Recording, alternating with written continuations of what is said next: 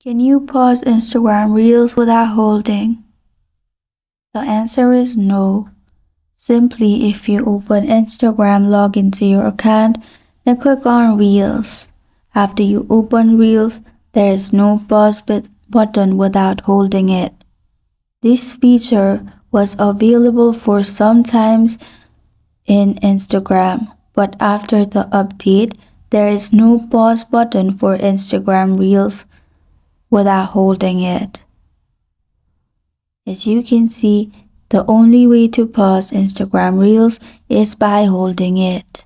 So there is no option to pause Instagram Reels without holding it.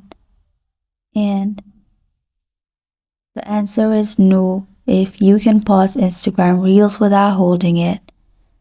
Thank you for joining me today. If this video helps you out, please leave a like and subscribe for more. Got a question or want to suggest a topic? Comment below. I'm Sophia signing off until next time.